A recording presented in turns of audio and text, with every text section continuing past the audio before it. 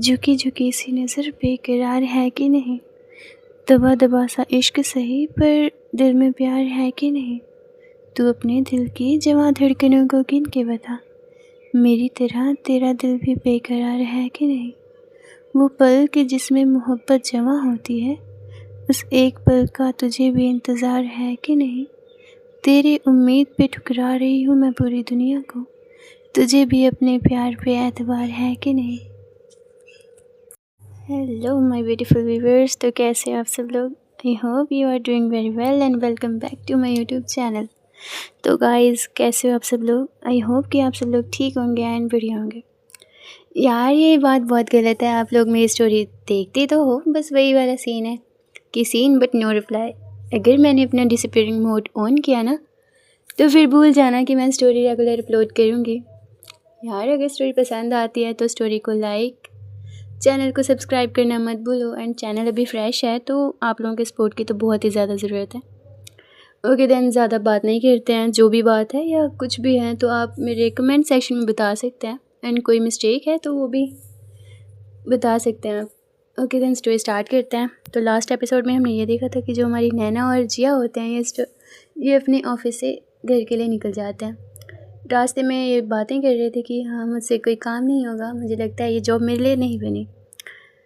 और इसके आगे जो हमारी नैना होती है वो कहती है मैं अच्छा खासा अपने स्पोर्ट्स में कैरियर बना लेती। जी अब कहती है अच्छा छोड़ ना यार, ऐसी बीती बातों को याद मत कर, चल जल्दी से घर चलते हैं, और वैसे भी हम आज बहुत थक गए हैं। फिर दोनों घर के लिए निकल गए।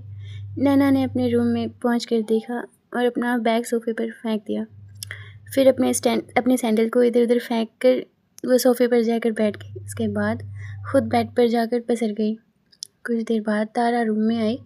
उसने देखा नैना को फैले हुए बेड पर लेटे हुए। उसने अपनी एक आईब्रो ऊपर कर ली और फिर उसकी नज़र नैना पर गई जो आराम से बेड पर लेटी हुई थी। फिर तारा उसके पास आकर बोली तुमने इस रूम का क्या हाल बना दिया है। नैना थकी हुई आवाज़ में बोली मैं बहुत थक गई हूँ और मुझ में इतनी हिम्मत नहीं है कि मैं इसे ठीक कर सकूँ। ये सुनकर तारा ने अपनी आईब्रो ऊपर उठाकर पूछा क्यों, ऑफिस में तुमसे कौन सा पत्थर तुड़वाए गए हैं जो तुम इतना थके हो। नैना फिर शिकायत करते हुए बोली जी नहीं, बल्कि पहले दिन ही मुझसे इतना सारा काम करवाया गया है और उन्हें समझाना चाहिए कि हम अभी स्टूडेंट हैं तो इतना काम कैसे करेंगे, और उन्होंने तो कुछ हमें समझाया भी नहीं। तारा फिर बेड पर बैठकर बोली इसमें सीखने वाली क्या बात है, वो सब तो तुमने अपने सब्जेक्ट में पढ़ा ही होगा, और काम कैसे करते हैं वो तो तुम्हें पता ही होगा। जो तारा होती है वो कहती है काम कैसे करना है वो तो उन्होंने तुम्हें बताया ही होगा, बस तुमने ही ध्यान से नहीं सुना। ये सुनकर नैना अपना मुंह बनाते हुए बोली आप तो उनका साइड लेकर बोलोगे ही, आखिर वो ऑफिस ही आपका है। फिर नैना अपनी बात को कंटिन्यू करते हुए बोली वैसे ही ये सब छोड़िए, आज बिना बात के मेरा डिपार्टमेंट ही चेंज कर दिया गया।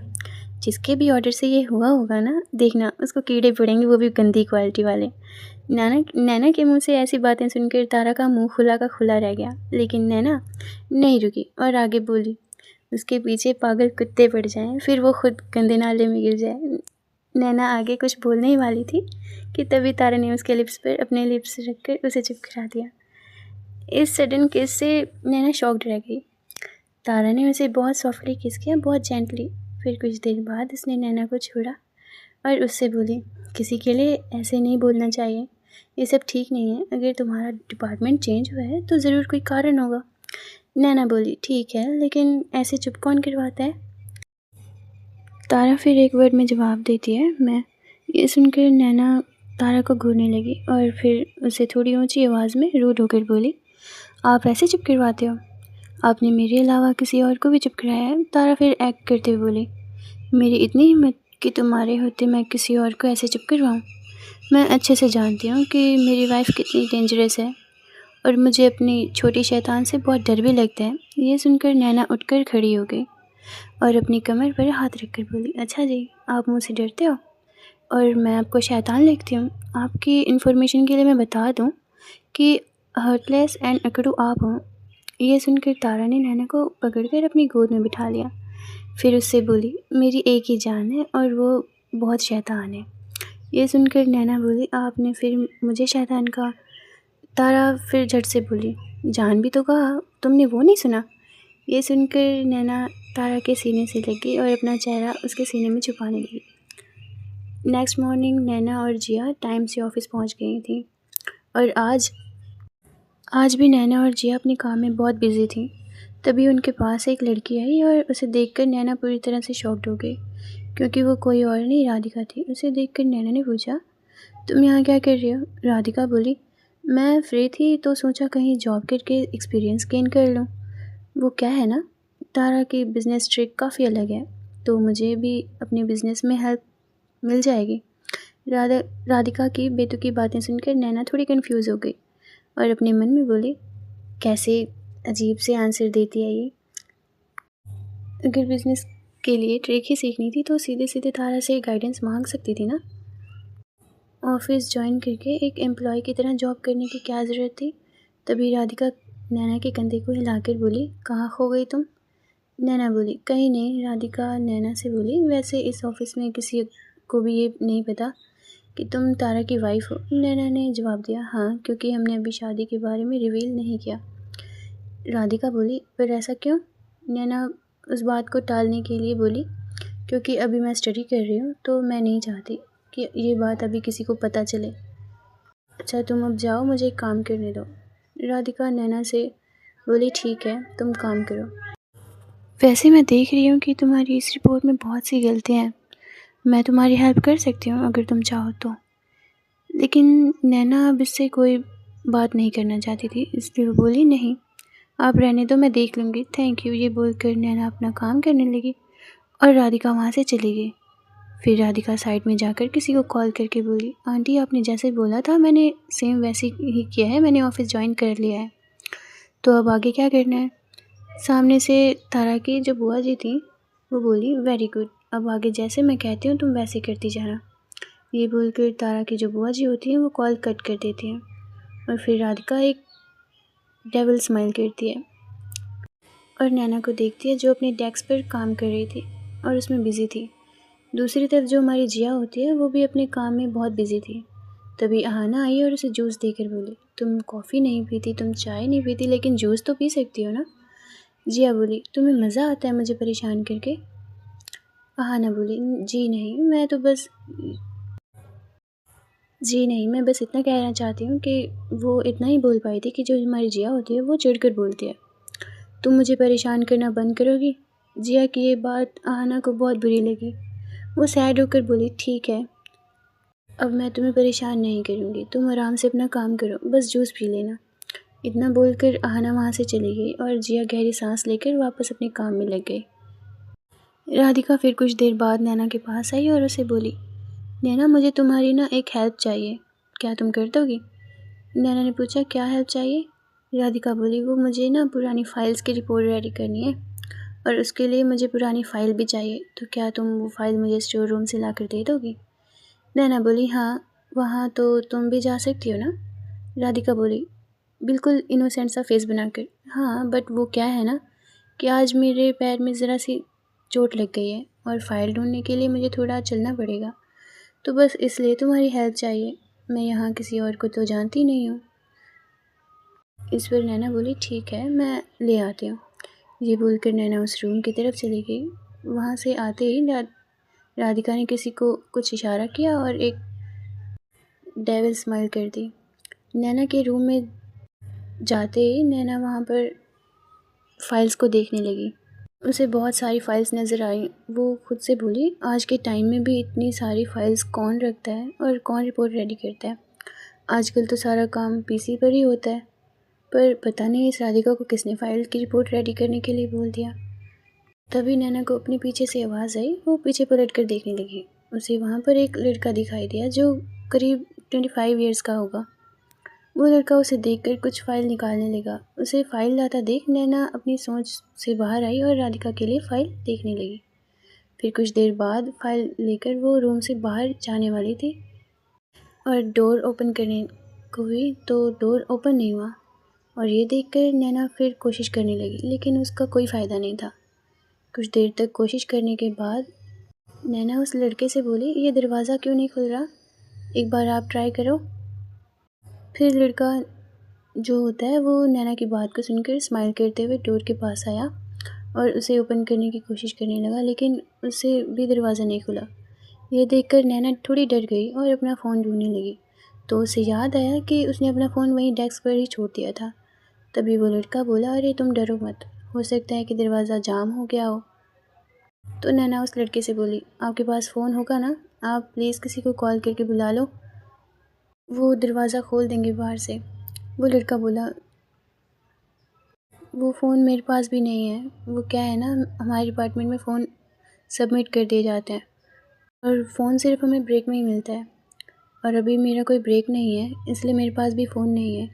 उस लड़के की बात सुनकर नैना दरवाजे को पीटते हुए आवाज़ लगाने लगी, कोई है, हम अंदर बंद हो गए हैं, प्लीज़ दरवाज़ा खोल दो। वो लड़का बोला, आप बेकार ही कोशिश कर रही हैं, यहाँ से कोई आपकी आवाज़ बाहर नहीं जाएगी। उस लड़के को इतना चिल देखकर नैना को थोड़ा अजीब लगा। फिर वो अपने मन में बोली, कहीं ये सब मुझे फंसाने के लिए तो कोई प्लान नहीं था, कहीं ये उस राधिका की बच्ची ने तो नहीं किया। अगर ऐसा है तो मैं उस चुड़ैल को छोड़ूंगी नहीं।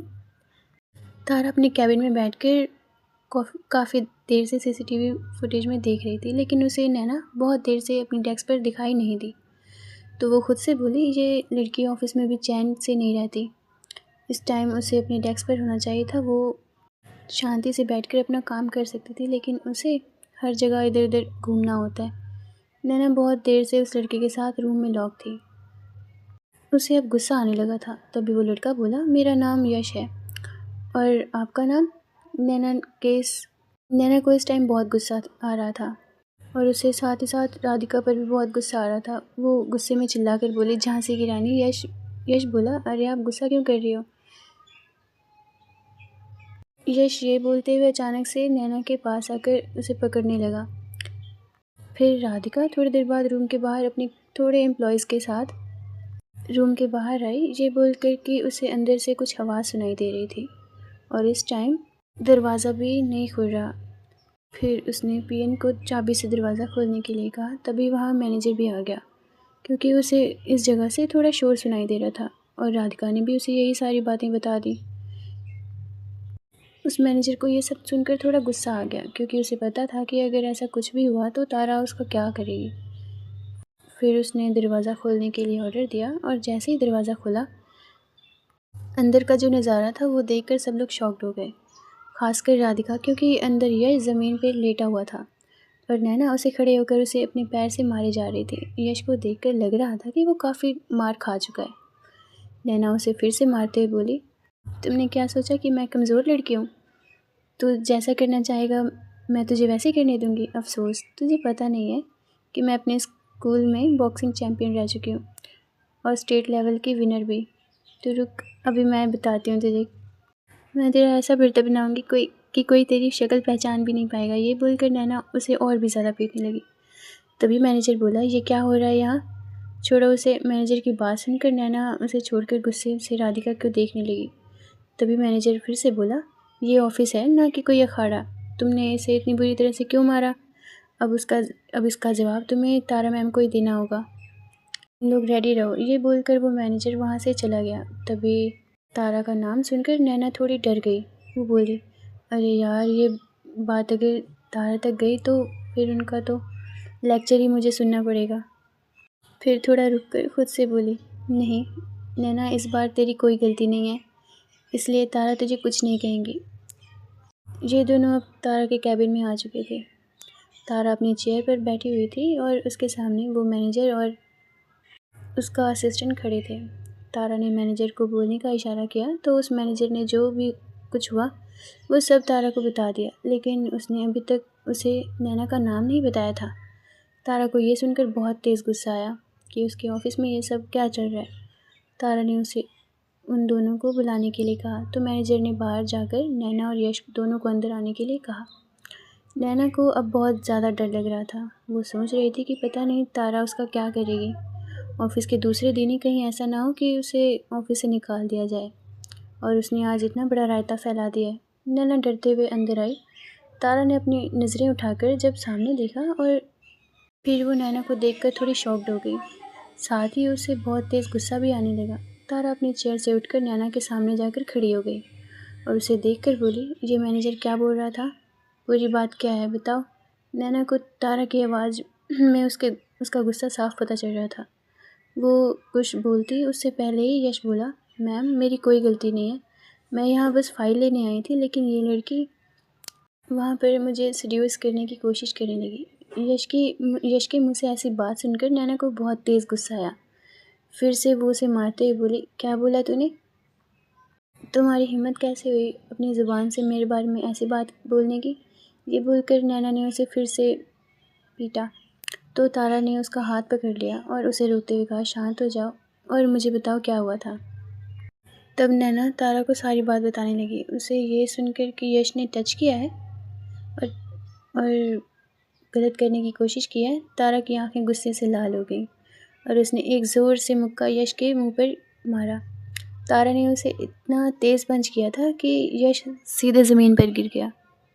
फिर वो गुस्से से अपना पैर उसकी गर्दन पर रखकर बोली, तुम्हारी हिम्मत कैसे हुई कि तूने मेरे ऑफिस में मेरी नैना को हाथ लगाने की कोशिश की? तारा का ऐसा गुस्सा देखकर नैना भी बहुत डर गई और उसकी हिम्मत नहीं हुई कि वो आगे बढ़कर तारा को रोक सके। लेकिन उसे पता था कि अगर उसने इस वक्त तारा को नहीं रोका तो वो यश की जान ले लेगी। तभी नैना तारा के असिस्टेंट को उसे रोकने का इशारा करती है। उसका असिस्टेंट आगे आया और तारा को पकड़कर बोला, मैम शांत हो जाओ, मैंने पुलिस को कॉल कर दिया है and I will make sure कि उसे कड़ी से कड़ी सज़ा मिलेगी। तारा अभी गुस्से में थी कि तभी उसे नैना का ध्यान आया और वो खुद शांत हो गई। थोड़ी देर बाद तारा खुद को शांत करते हुए बोली, ले जाओ इसे और कर दो पुलिस के सामने। उसका असिस्टेंट बोला, यस मैम। और फिर से विवेक ने सिक्योरिटी गार्ड को बोला यश को वहाँ से ले जाने के लिए। नैना को आज तारा के अंदर खुद के लिए पागलपन और जुनून साफ नज़र आ रहा था। पहली बार नैना ने तारा को इतने गुस्से में देखा था। वो खुद से बोली, मैंने तारा को आज से पहले इतने गुस्से में कभी नहीं देखा, अब ये मेरा क्या करेंगी? तभी तारा नैना के पास आकर बोली, तुम्हें क्या ज़रूरत थी उस रूम में जाने की? नैना धीरे से बोली, वो मुझे कुछ फ़ाइल लेनी थी इसलिए मैं वहाँ गई थी। तारा थोड़ी ऊंची आवाज़ में बोली, क्या मैं जान सकती हूँ कि ऐसी कौन सी फ़ाइल थी जो ऑफिस के सॉफ्टवेयर में नहीं थी और ज्वाइनिंग के दूसरे दिन ही तुम्हें उस फ़ाइल को लेने के लिए स्टोर रूम में जाना पड़ा? तारा की आवाज़ में बहुत गुस्सा था। नैना उस आवाज़ से डर चुकी थी और अपनी लड़खड़ाती हुई आवाज़ में बोली, वो मुझे फ़ाइल लेने के लिए राधिका ने वहाँ भेजा था कि मैं उसके लिए वहाँ से वो फ़ाइल ला कर दूँ। तारा ने पूछा, राधिका वो इस ऑफिस में क्या कर रही है? नैना बोली, पता नहीं, उसने कहा कि उसे एक्सपीरियंस के लिए जॉब ज्वाइन किया है। यह सुनकर तारा ने अपने असिस्टेंट विवेक को कॉल किया। विवेक ने कॉल रिसीव करते ही तारा से कहा कि पता करो कि मेरे ऑफिस को ये सर्कस किसने बना रखा है, जहाँ कोई भी कभी भी मुंह उठाकर आ रहा है और कुछ भी किया जा रहा है, सबको जॉब से निकाल कर बाहर फेंको। ये बोलकर तारा ने कॉल कट कर दिया। फिर नैना को देखकर पूछा, उसने तुम्हें कहीं टच तो नहीं किया? नैना झट से बोली, नहीं, मैंने ऐसी नौबत ही नहीं आने दी। तारा नैना के पास आकर उसके फेस को अपने हाथ में लेकर बोली, गुड, आगे से तुम्हें ऐसी किसी भी जगह जाने की कोई ज़रूरत नहीं है जहाँ पर सीसीटीवी कैमरा ना हो, क्योंकि मैं तुम पर किसी की नज़र भी बर्दाश्त नहीं कर सकती। फिर उसने तो छूने की कोशिश की थी। मेरे आज के इस बिहेवियर को तुम मेरा पोजेसिवनेस कहो या फिर ओवर सिवनेस, मुझे इससे कोई फ़र्क नहीं पड़ता। नैना तारा से बोली, लेकिन आपको मेरी इतनी फ़िक्र करने की कोई ज़रूरत नहीं है। आपने देखा ना मैंने कितना मारा उसे, आपके सामने भी तो मैंने उसे बहुत मारा। इस पर नैना बोली, मैं अपना ध्यान खुद रख सकती हूँ। तारा नैना को समझाते हुए बोली, सिर्फ हाथ पैर चलाने से तुम अपना ध्यान नहीं रख सकती। आज तुम्हें किसी ने बदनाम करने की कोशिश की थी, इसका मतलब समझती हो ना तुम? क्या होता अगर वो इसमें सक्सेस हो जाती तो? इसलिए मैं बोल रही हूँ, तुम दूर रहा करो ऐसे लोगों से और इनकी नज़रों से। नैना तारा से बोली, ठीक है, आप जैसा कहोगी मैं वैसा ही करूँगी, लेकिन आपको भी मुझसे एक प्रॉमिस करना होगा। तारा ने पूछा, कैसा प्रॉमिस? नैना बोली, आप राधिका को कुछ नहीं कहोगे। नैना की ये बात सुनकर तारा जैसे ही कुछ बोलने वाली थी वैसे ही नैना आगे बोली, उसके साथ जो कुछ करना होगा वो मैं खुद करूँगी।